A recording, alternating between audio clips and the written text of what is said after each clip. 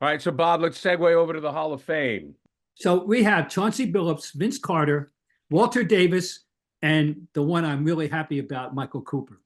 Oh, And Cooper, yeah, yeah, yeah, yes. now, Max has been quite talking to him. frankly, we've got a minimum of three white borderline guys that I'm not sure where I a voter I would have voted for at all.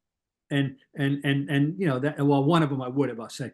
And that is Billups and that is Davis. I guess Vince Carter, when you play 22 years, Yeah, I guess. people love him. He averaged 20 points a game 10 times. And he made 8 All-Star games. He also played for 8 teams, but that's the way it goes. Yeah, I'm with you, but I wouldn't vote for I'm Vince. not thrilled about it, but and Yeah. he has an extra cachet. What about Walter Davis though? Let Because me just say one more thing oh, about sure. Davis's. I mean, Carter's extra calling card, and I'm not, and I think this can be factored in at least baseball and basketball. Also, crowd pleaser. Oh The yeah. dunking thing is his epitaph. You know, and fans love. This is going to be applauded by the most average fans. Right. They The like dunk contest. he's going to be applauded. Okay, Chauncey Billups.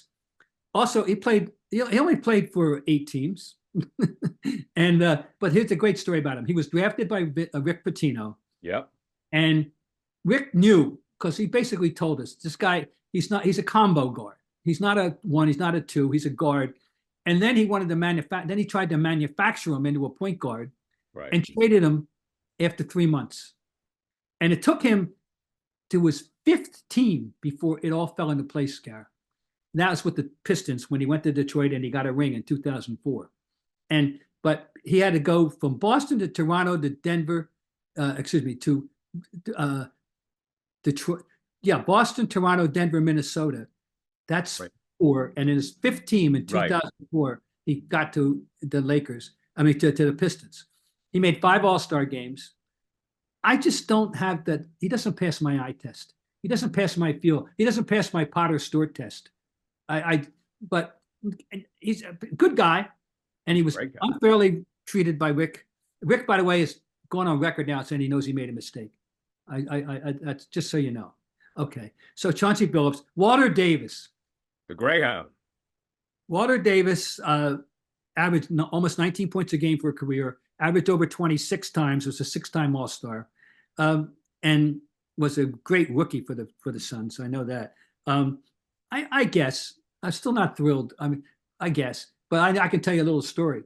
Sure. When he was a rookie, I was out of at Westfall's house, and we're playing pool at Westfall's pool table, and get talking, and we got talking. He got talking about Dean Smith, and the idea that he burst upon the scene in the Olympics when he was playing for Bobby Knight, and that's when people realized how good he was, rather than at Carolina where you can get smothered by the system. I always said on those days, when you draft a Carolina player, you don't know what you're getting because the guy could have been either protected by the system or smothered by the system. Right. And he was smothered by the system. And here is exact quote that he said. I can still see him standing there with the pool stick in his hand saying, "It's hard to play with a bit in your mouth."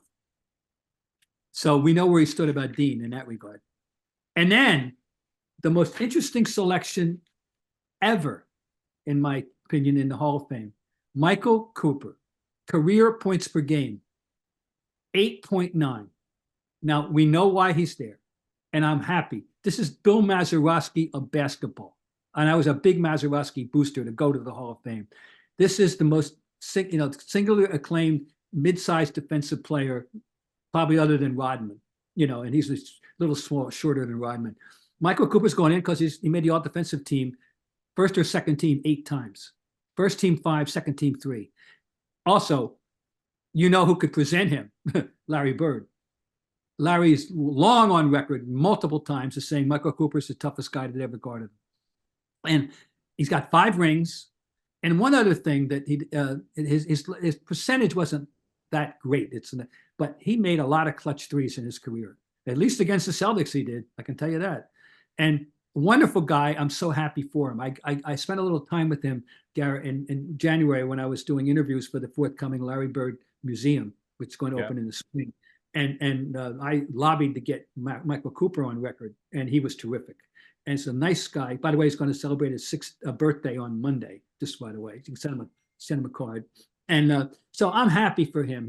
He's so and Kareem and his daily Substack blog was effusive in praise of Michael Cooper. Everybody liked him. You should like him. So that's a nice one. Oh, and one old timer from the I don't forget what they call that committee, but it's an old timers committee. Veterans. Dick Barnett. Oh yeah. And fall back, baby. Remember that phrase? That he's the one that says, on the jump shot.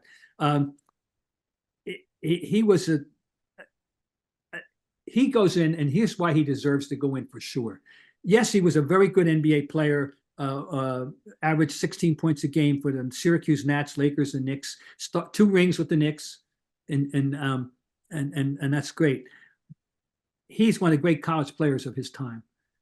3-time national champion in the NAIA. He went to Tennessee A and I in the days when it was hard for a black player to get recruited back in the 50s. He's 87 years old, by the way.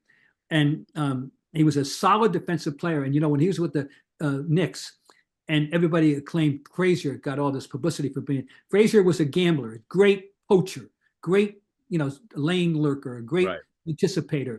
But he wasn't that great a hard-nosed, straight-up guy.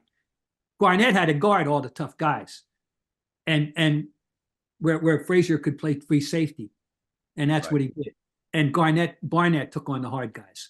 And one more thing about this man, he earned his PhD in Master of Education from Fordham, and he was renowned for playing chess by mail.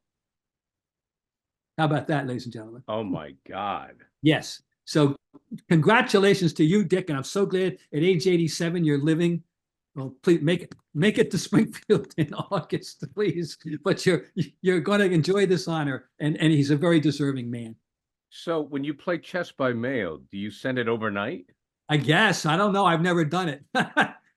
Yeah, chess by mail. I always loved by mail. Isn't that great?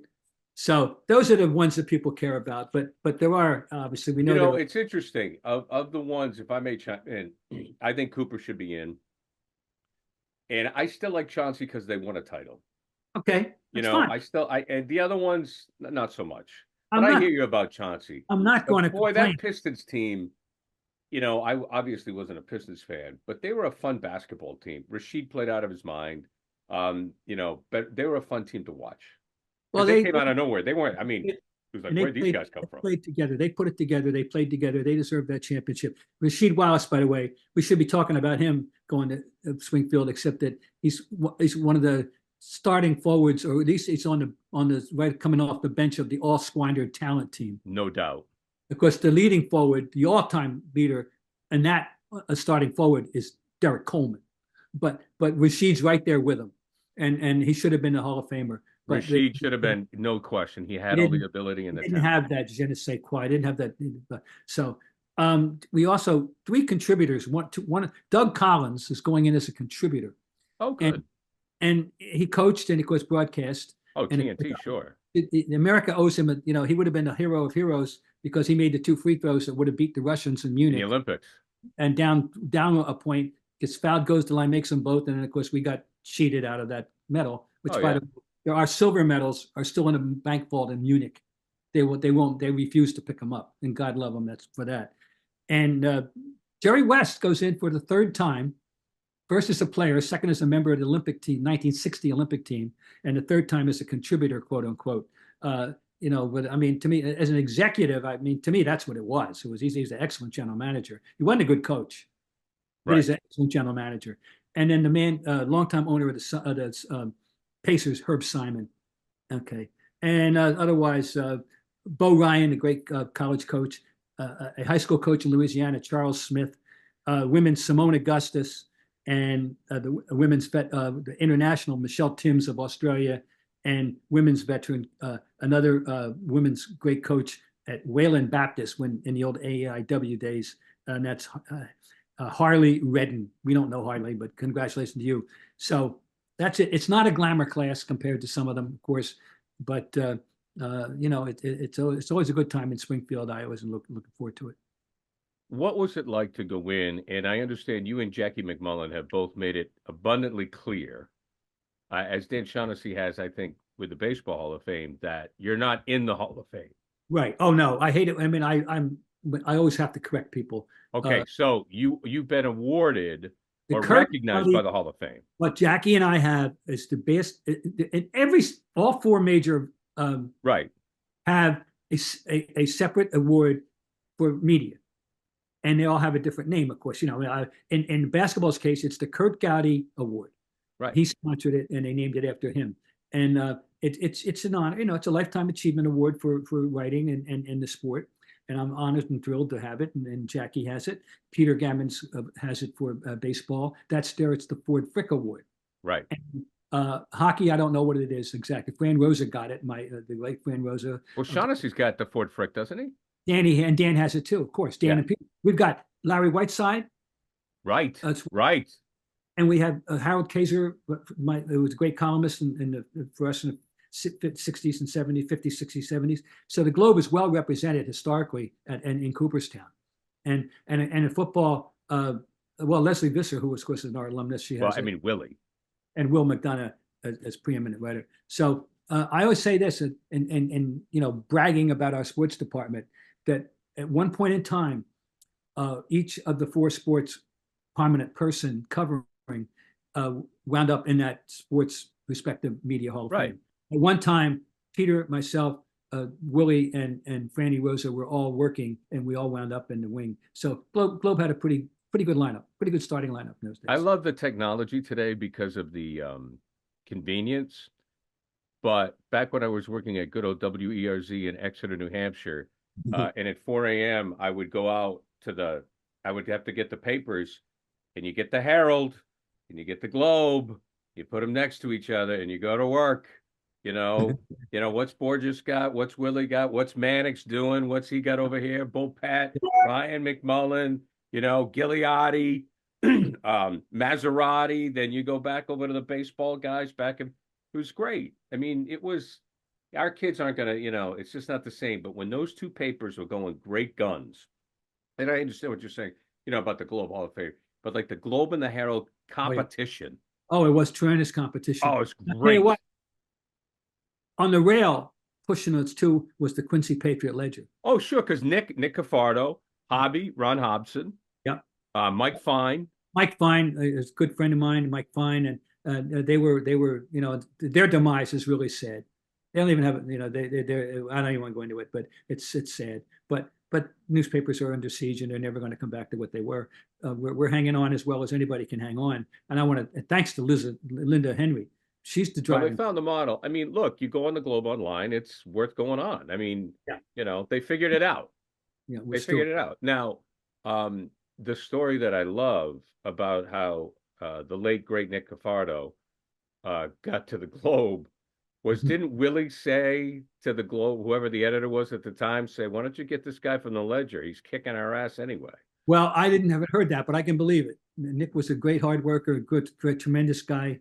Went way too soon, and we were thrilled to add him to the roster. Because if he could have entered the transfer portal, maybe he would have done it earlier.